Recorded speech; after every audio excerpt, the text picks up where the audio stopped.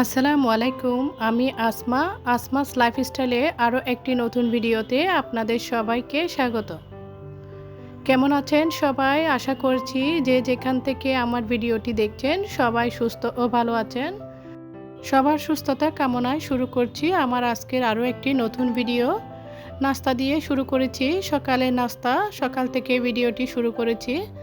তো সকালে আলু ভাজি করে নিচ্ছি। সকালের নাস্তাটা যে কোনো কিছু দিয়ে করা যায় না, যেমন কি মিষ্টি জাতীয় কোনো কিছু দিয়ে পরোটা খাওয়া যায় না, ছেলেদের বলেন আমিও। তো সেজন্য একটু বেশি প্যারা হয়ে যায় নাস্তা বানানোর জন্য। রুটি পরোটার সাথে যে কোনো ঝাল নাস্তা রেডি করতে হয়, তাই জন্য প্রতিদিন একটা না একটা কিছুই রেডি করে রাখতে হয়। তো সকালবেলা উঠে অসুস্থ অবস্থায় নাস্তাটা বানাতে অনেকটা কষ্টদায়ক হয়ে যায়, তাও বাচ্চাদের মুখের দিকে তাকিয়ে সব কিছু রেডি করে নিই। তো কোনো কিছুই মনে হয় না, আর শরীরের অসুস্থতা তখন দূর হয়ে যায়।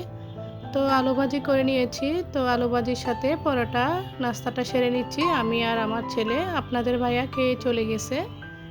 আলুটা আমি রাতেই কেটে রেখেছিলাম, সেজন্য সকালবেলা উঠে আলু ভাজি করে নিয়েছি। পানির মধ্যে আলুগুলা ভিজিয়ে রেখেছিলাম যাতে কালো হয়ে না যায়। সেটা আপনাদের সাথে আর শেয়ার করতে পারিনি, কেননা সকালবেলা ঘুম থেকে উঠে একদম শরীরটা চলে না, তো কোনোভাবে আপনাদের সাথে ভিডিওগুলো শেয়ার করা আর কি।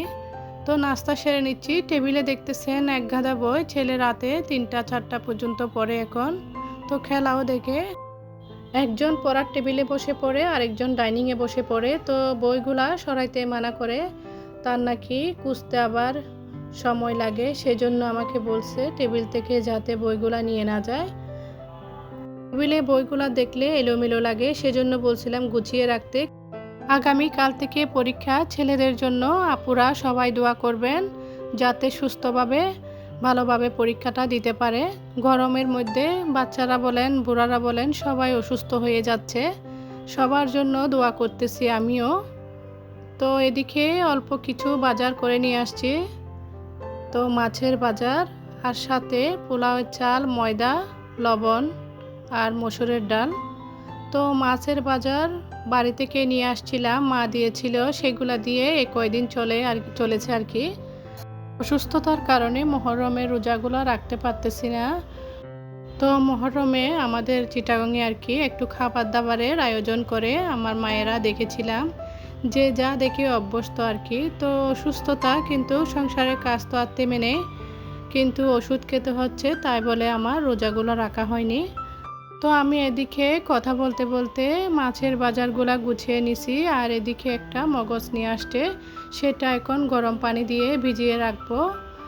এভাবে গরম পানি দিয়ে ভিজিয়ে রাখলে এর মধ্যে থেকে ময়লা আবর্জনা সব বের হয়ে যায়, আর ছোট ছোট রক আছে এগুলোও সহজে নিয়ে ফেলা যায়। তো আমি এদিকে মাছগুলা পরিষ্কার করে গুছিয়ে রাখবো। মাছ বাজার গুছিয়ে আমি দুপুরে রান্না বান্না করে নিব। গতকাল রাতে দেশি মুরগি নিয়ে আসছে, আর ফার্মের মুরগিও নিয়ে আসছে। তো দেশি মুরগিটা পোলাওয়ের সাথে রান্না করতে বলছে, যেদিন মহরম সেদিন রান্না করব আর কি। এই কয়েকদিনে আমার মিষ্টি প্রিয় আপুরা অনেক মিস করেছেন আর অনেক দোয়া করেছেন আমার সুস্থতার জন্য। আপনাদের সবাইকে মন থেকে আমিও দোয়া করতেছি। আমার প্রিয় আপুদের ভালোবাসা ও দোয়ার কারণে ভিডিও যদি দিতে নাও ইচ্ছা করে, বাধ্য হয়ে দিতে হয়। তো কোনো কিছু করার নাই, ভালোবাসার এমনই টান। তো প্রিয় আপুরা সবাই আমাকে এভাবে ভালোবেসে যাবেন। তো ভিডিওর এ পর্যন্ত কে বা কারা আছেন জানি না, প্লিজ একটি লাইক দিয়ে আমার ভিডিওটি কন্টিনিউ করবেন। আর আমার সাথে নতুন নতুন আপুরা যুক্ত হচ্ছেন, তো এভাবে আমাকে ভালোবেসে সাপোর্ট করে যাবেন। তো এদিকে আমি মাছ বাজার গুছিয়ে নিয়েছি, লাল শাকটা কেটে নিয়েছি, তারপরে এখন মগজটা পরিষ্কার করে নিব। মগজ দেখতে প্রথমে খারাপ লাগে, তো পরিষ্কার করে নিলেই ভালো লাগে।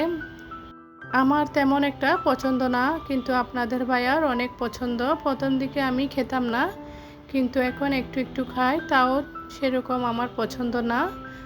বাচ্চারাও তেমন একটা পছন্দ করে না মোটামুটি।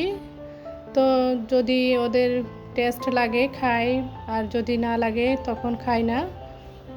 আর আমার একটা পাতিলের কথা আপুদের থেকে আইডিয়া দিতে বলেছিলাম। তো আপুরা বলেছিল অনেকে অনেকভাবে বলেছে, তো অনেক দিন রেখে দিলেও নাকি তখন পরে যখন ঘষা মাজা হয় তখন উঠে যায়, এক আপু বলেছিল। তো ওই আপুর কথা মতন আমি এই পাতিলটা এখন রেখে দিছি একপাশে শুকনো অবস্থায়। তো দেখি কি হয়। এমনিতে অনেকটা উঠে গেছে হারপিক দেওয়ার পর। আশা করতেছি এভাবে অনেক দিন রেখে দিলে পরে তারের জালি দিয়ে মেজে নিলে উঠে যাবে, সেটা আপনাদের সাথে কোনো একদিন শেয়ার করব। তো আমি এদিকে কাঁকরোল কেটে নিয়েছি। ভিডিওতে ইউটিউবে এসে অনেক কিছু শিখতে পেরেছি, এটাই হচ্ছে আমার কাম্য। রান্না বান্না বলেন আর কাজ, যে কোনো কাজ বলেন। কাঁকরোলটা কেটে ভেজে নিচ্ছি। তো কাঁকরোল ভাজাও অনেক মজা দেখতেছি। তো ইউটিউব আপুদের কাছ থেকে দেখে শেখা।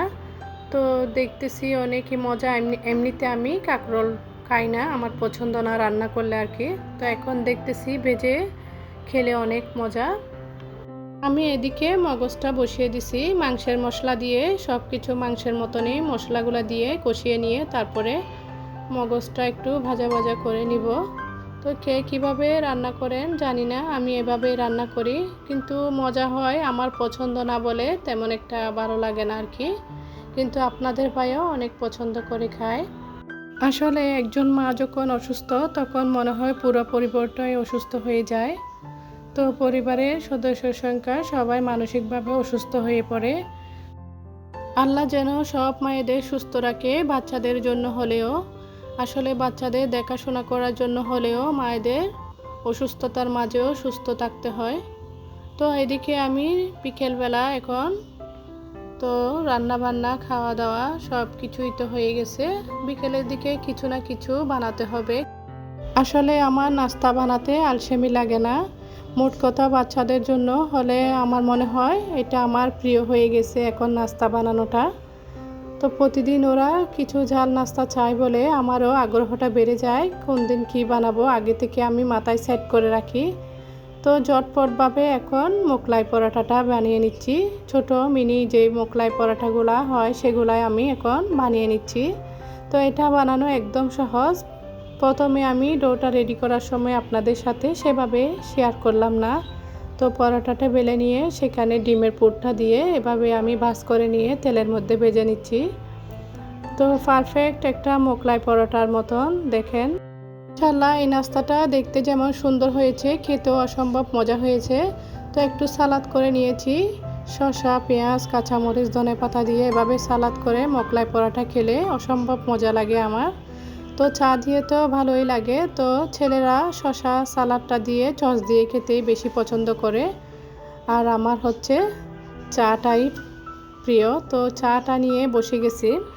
আপনাদের সাথে আর শেয়ার করা হয়নি, মেয়ের জন্য আলাদা করে একটা কাঁচামরিচ চারা আর কি পরোটা, মোগলাই পরোটা বানিয়ে দিছি। ও তো আবার কাঁচামরিচ পড়লে খেতে চায় না। সেই তো আমার মেয়ের জন্য বাড়ি থেকে আমার ভাইয়ের বউ আর কি তো একটা কুনাফা চকলেট দিয়েছে, সেটাই বসে বসে সবাই মিলে খাচ্ছি। তো আপনাদের সাথে একটু শেয়ার করেছি। কুনাফা বাইরের দেশের চকলেট, এটা অনেক মজা, সবাই মিলে এখন শেয়ার করে খাচ্ছি। তো আমার মেয়ে প্রথম দিকে একদম প্যাকেট খুলে ফেলেছে, তো পরে আমি এসে আপনাদের সাথে এখন শেয়ার করতেছি। ভিডিওটি এ পর্যন্ত। আবারও সবার সুস্থতা কামনায় শেষ করছি আমার ভিডিওটি। আল্লাহ হাফেজ।